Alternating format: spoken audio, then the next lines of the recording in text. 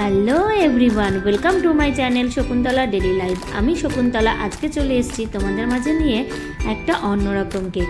আমি এর আগেও তোমাদেরকে অনেক কেক দেখিয়েছি, কিন্তু আমার আজকের কেকটা ছিল একদমই আলাদা, মানে একটু হাই হাইটের কেক।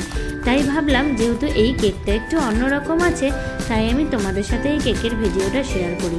তো বন্ধুরা, তোমরা প্লিজ আমার ভিডিওটা স্কিপ না করে পুরোটা দেখো, তাহলে তোমরা আইডিয়া পাবে যে আমি কেকটা কি করে বানাচ্ছি।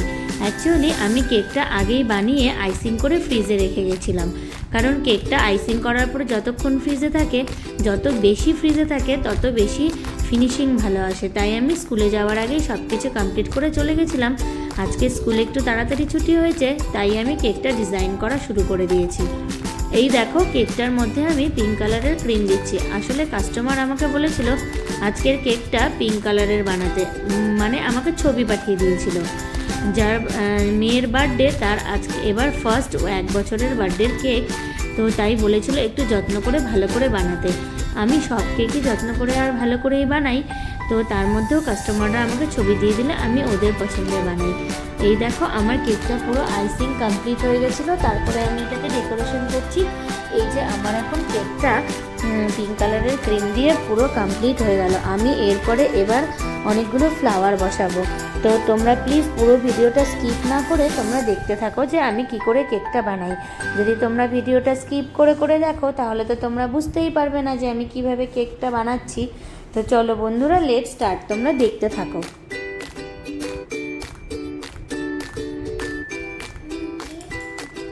এবার আমি কেকের মধ্যে কিছু ফ্লাওয়ার বসাবো। আসলে কাস্টমারের ডিমান্ড ছিল, দেখো আমাকে যেরকম ডিজাইন দিয়েছিল আমি ঠিক সেরকমই বানাচ্ছি।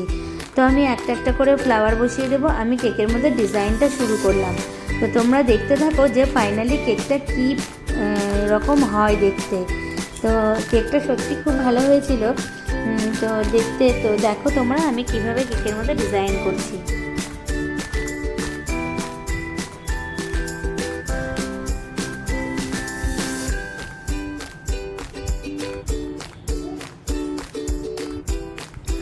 একটা কেক বানাতে অনেক খাটনি, একটা পুরো সারা দিনের ব্যাপার। কেকটা দেখতে যতটা না সুন্দর লাগে আর যতটা না ইজি মনে হয়, কেকটা বানানো অনেকটাই কঠিন। আসলে আমরা হোম বেকাররাই জানি যে একটা কেক বানাতে আমাদেরকে কতটা পরিশ্রম, কতটা যত্ন আর কতটা ভালোবাসা দিতে হয়। এই 3টে জিনিস ছাড়া একটা কেক কখনোই সুন্দর হতে পারে না। তো তোমরা প্লিজ পাশে থেকো। আর আমি আমার চ্যানেলে আমি যেদিনই কেক বানাবো তোমাদেরকে অবশ্যই দেখাবো। এই দেখো, আমি এবার কিছু স্প্রিঙ্কেলস দিয়ে কেকটার গাটা একটু সাজিয়ে দিচ্ছি। তো ফাইনালি দেখতে কত সুন্দর লাগছে। তো আমি এটার মধ্যে 3টে কালারের স্প্রিঙ্কেলস দেবো, হোয়াইট, পিঙ্ক আর গোল্ডেন।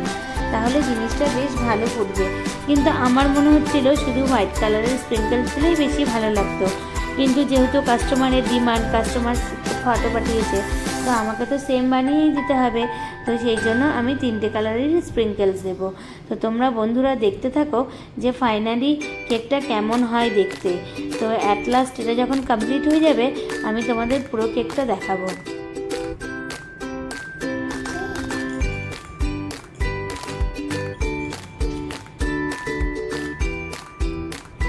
এবার কেকের মধ্যে দুটো বিস্কিটের মতন ছিল গোল্ডেন কালারের, কিন্তু আমার কাছে তো ওরকম বিস্কিট ছিল না, তাই আমি নিজের মাথা থেকে আইডিয়া দিয়ে ফন্ডেন্ট দিয়ে বিস্কিট বানিয়ে দিলাম।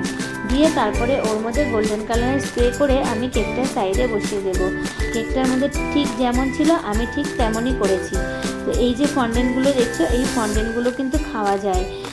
কেকের সব জিনিসই মোটামুটি খাওয়া যায়, শুধু আমি যে প্লাস্টিকের ফুলগুলো দিয়েছি ওগুলো শুধু ডেকোরেশনের জন্য, সুন্দর দেখার জন্য, ওগুলো খাওয়া যায় না।